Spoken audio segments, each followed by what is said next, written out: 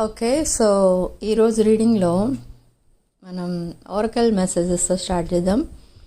ఇక్కడ మీ person feelings ఎలా ఉన్నాయి ప్రెజెంట్ అంటే, ఈరోజు ఎనర్జీస్ ప్రకారం అండ్ ఈ రీడింగ్ ప్రకారం మీ పర్సన్ ప్రెజెంట్ ఎలా ఫీల్ అవుతున్నారు అసలు ఈ రిలేషన్షిప్ కోసం అనుకుంటే, ఈ పర్సన్కి మైండ్లో ఒక థాట్ అనేది పదే పదే వస్తుంది మీకోసం. ఏంటి అని అంటే, మీకు కమిట్మెంట్ ఇవ్వాలి, రీయూనియన్ అవ్వాలి, మీతో లైఫ్ లాంగ్ మీతో ఉండాలి అండ్ మీతోనే సెటిల్ అయిపోవాలనేది తన మేజర్ ఒపీనియన్ అనమాట. కానీ ఎట్ ద సేమ్ టైం ఏమనుకుంటున్నారంటే, సరైన టైంలో యాక్షన్ తీసుకోవాలి, లేకపోతే మీరు మూవ్ ఆన్ అయిపోతారేమో, లేదా ఆల్రెడీ మూవ్ ఆన్ అయిపోయారేమో అనేది కూడా ఉంది. And constantly me social media accounts పైన స్పైయింగ్ అనేది జరుగుతుంది, మీ పర్సనే చేస్తున్నారు. ఎందుకు అని అంటే, అసలు మీరు ఎలాంటి వారో కనుక్కోవడానికి, తను తెలుసుకోవడానికి, అదంతా ఇన్వెస్టిగేషన్ అనమాట. అంటే మీరు కూడా తన పాస్ట్ రిలేషన్స్ ఎలా అయితే తను చీట్ చేసి వెళ్ళిపోయారో, అలా మీరు కూడా తను చీట్ చేసి ఇంకెవరితో అయినా మూవ్ ఆన్ అవుతారేమో అనేది ఒక భయం అనేది ఉంది తన మైండ్లో. సో అది క్లారిఫై చేసుకుంటున్నారు. ఒక్కొక్క రోజైతే నైట్ అంతా మిమ్మల్ని స్పై చేస్తున్నారు, బట్ మీకు తెలియట్లేదు అది. సో అదైతే నడుస్తుంది. అండ్ ఇంకొకటి ఏంటనంటే, మీరు ఎప్పుడైతే గుర్తొస్తారో మీ పర్సన్కి, మీ పిక్స్ చూసుకోవడం, మీ మెసేజెస్ ఏవైతే ఉన్నాయో మీ ఇద్దరి మధ్య జరిగిన ఆ చాట్ చదువుకోవడం అండ్ ఆ మాటలు ఏవైతే ఉంటాయో మీవి చాలా నర్చరింగ్ అండ్ కేరింగ్ ఎనర్జీస్ ఉంటాయి.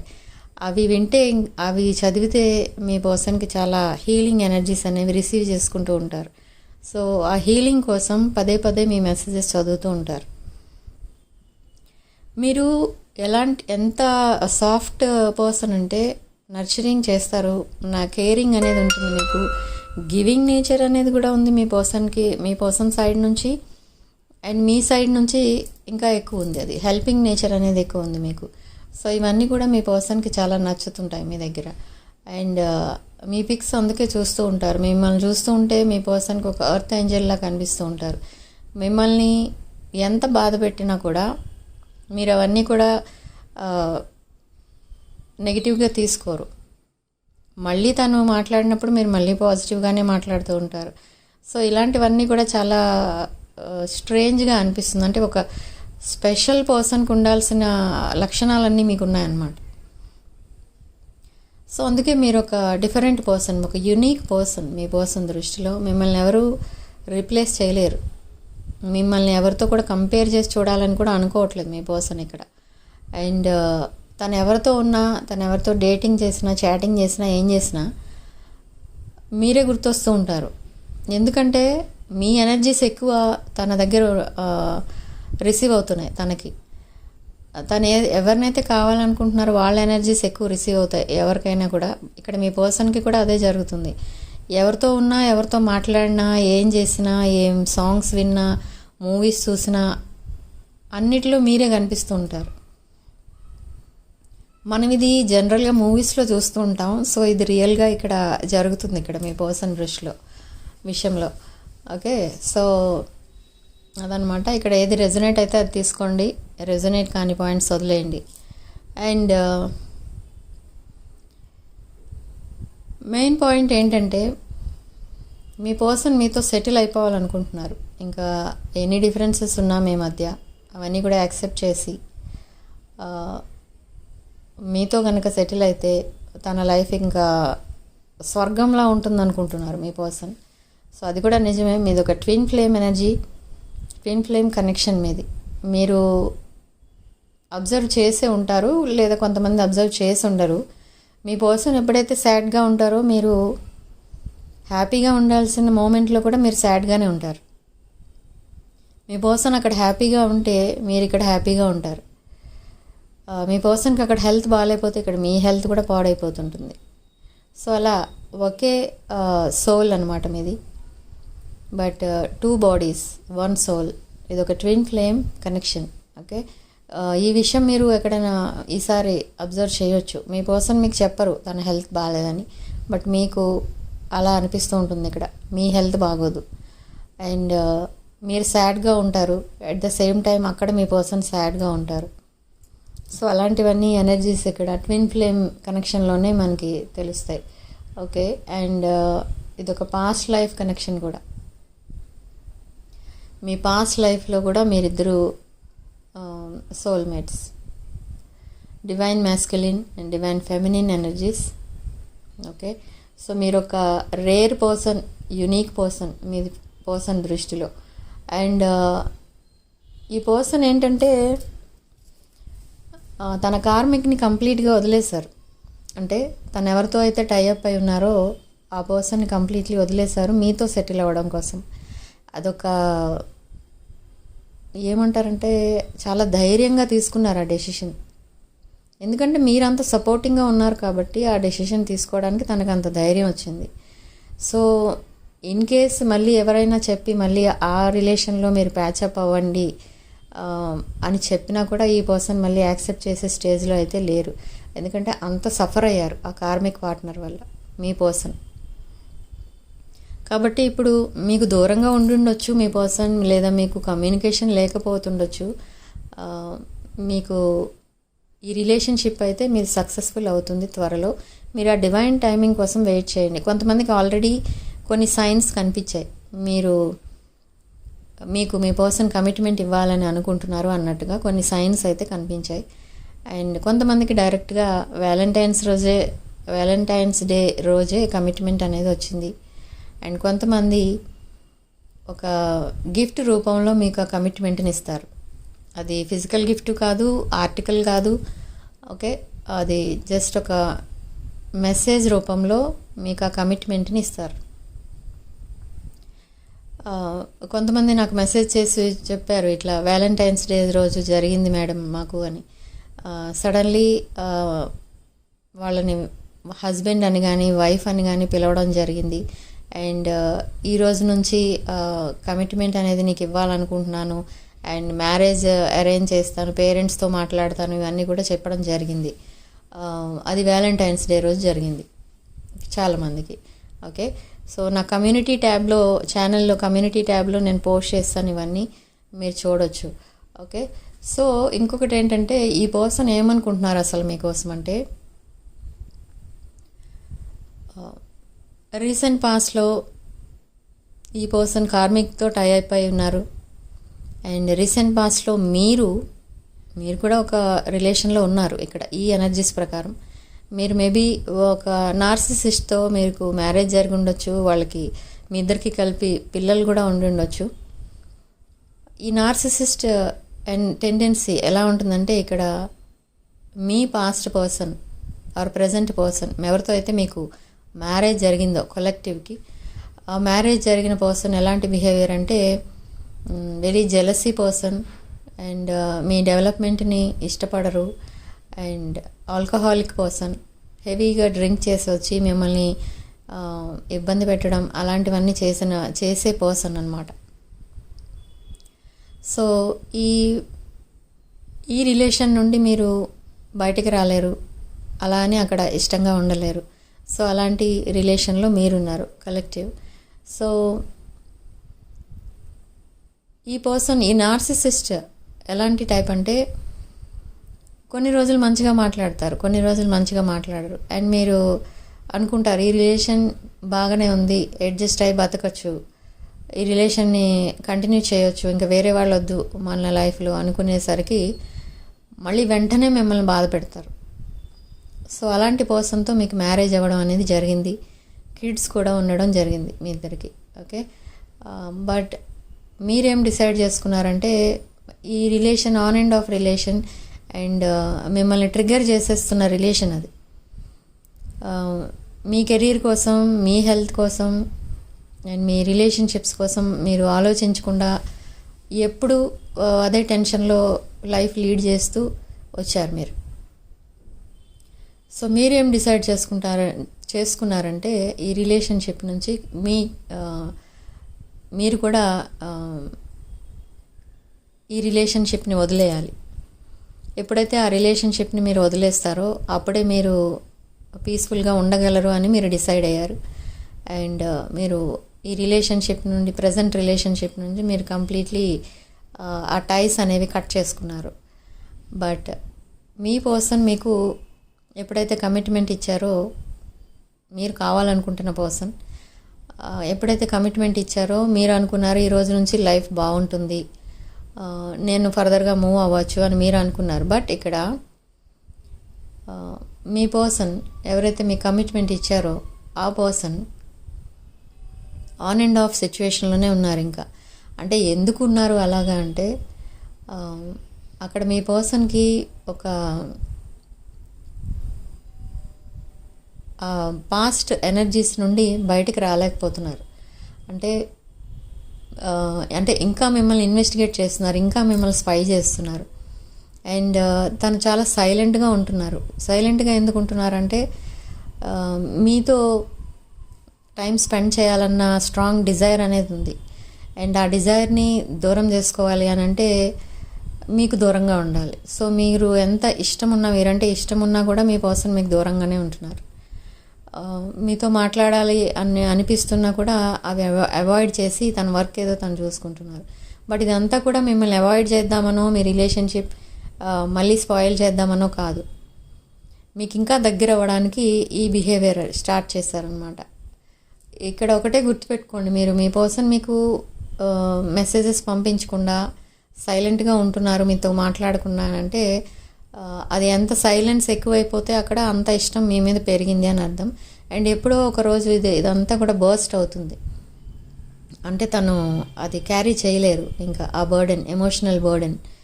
సో సడన్గా మీకు ఆ ఫీలింగ్స్ అనేవి సడన్గా మీకు మెసేజెస్ ద్వారా మీకు చెప్పడం అనేది జరుగుతుంది. అండ్ ఆ ఎమోషనల్ ఫీలింగ్స్ ఇవన్నీ కూడా చెప్తారు. అండ్ తను అసలు ఎందుకు ఈ డిస్టెన్స్ మెయింటైన్ చేస్తున్నారో కూడా చెప్తారు. తను కార్మిక్తో టైస్ కట్ చేసుకున్నట్టు కూడా చెప్తారు. కార్మిక్ అసలు తన లైఫ్లో ఉన్న కార్మిక్ తనని ఎంత ఇబ్బంది పెట్టారో అవన్నీ కూడా చెప్తారు. ఓకే, సో అలా జరగబోతుంది. అండ్ మీ పర్సన్ మీతో చాలా డే డ్రీమింగ్ అయితే చేస్తున్నారు. ప్రతి విషయంలో మిమ్మల్ని తన డ్రీమ్స్లో చూస్తున్నారనమాట. డే అండ్ నైట్ తన వర్క్లో ఉన్నా, తను పడుకున్నా, ఏదైనా పని చేస్తున్నా, ఏదైనా తింటున్నా, అన్నిటిలో కూడా మీకోసమే ప్రతి నిమిషం ఆలోచిస్తున్నారు. ఎందుకు ఆలోచిస్తున్నారు అంతలా అంటే,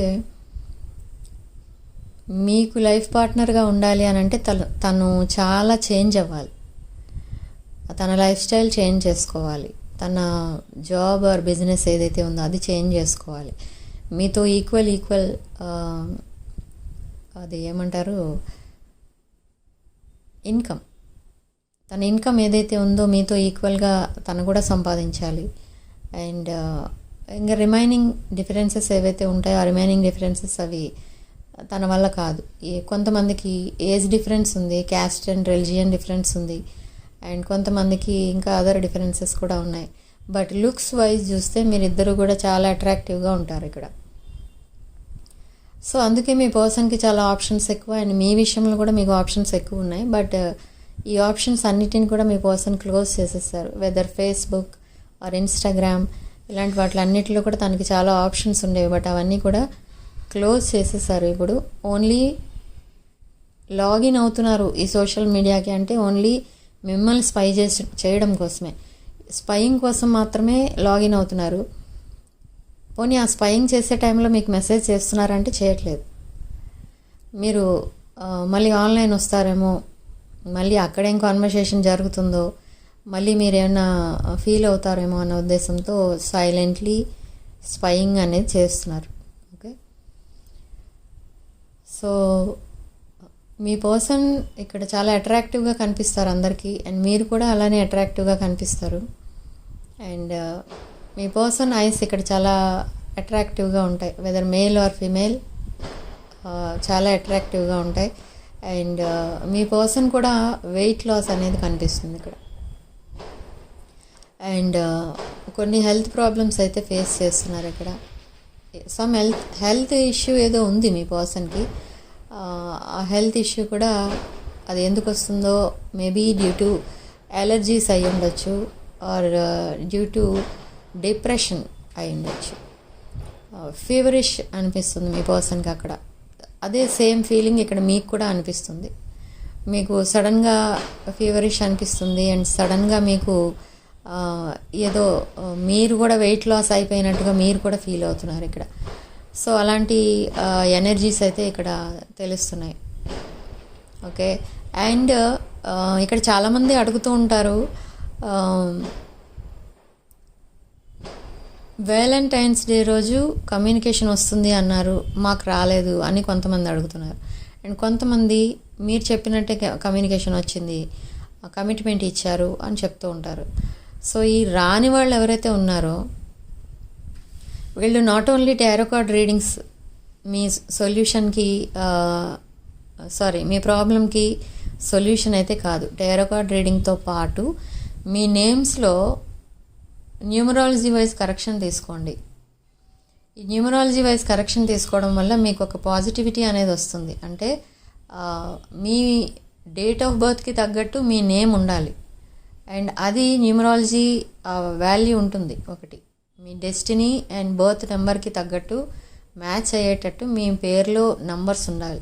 అలా ఉండకపోతే మీరు ఎన్ని టారో కార్డ్ రీడింగ్స్ తీసుకున్నా, ఎన్ని రెమెడీస్ చేసుకున్నా అవన్నీ ఏం వర్కౌట్ అవ్వవు. ఓకే, సో దానికి మళ్ళీ ఆ జెమ్ స్టోన్స్ అని, క్రిస్టల్స్ అని, రుద్రాక్షలని ఏవో ఒకటి మీకు వేసుకోవాలి మీ పాజిటివిటీ పెంచుకోవడం కోసం. అండ్ ఆ నెగిటివిటీ ఎప్పుడైతే కంప్లీట్లీ మీ 7 చక్రాస్లోంచి పోతుందో అప్పుడు మీరు అనుకున్నదంతా జరుగుతుందన్నమాట. So only tarot card readings తీసుకోవడం అండ్ రెమెడీస్ చేసుకోవడం వల్ల మీకు ఏ ప్రాబ్లం కూడా సాల్వ్ అవ్వదు. ఓకే, మీరు వీటితో పాటు మీరు నేమ్ కరెక్షన్ కూడా తీసుకోండి. అండ్ డేట్ ఆఫ్ బర్త్ తెలియని వాళ్ళు ఏ డేట్ ఆఫ్ బర్త్ అయితే మీరు ప్రజెంట్ మీరు ఐడీస్లో వాడుతుంటారు, ఐడి కార్డ్స్లో అంటే ఆధార్ ఆర్ పాన్ ఏ డేట్ ఆఫ్ బర్త్ అయితే వాడతారో అది కూడా ఇవ్వచ్చు, డేట్ ఆఫ్ బర్త్ లేని వాళ్ళు.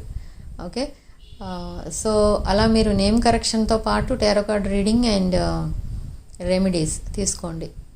ఓకే, సో అలా తీసుకోవడం వల్ల మీకు ఈ ప్రాబ్లం అనేది తొందరగా సాల్వ్ అవుతుంది.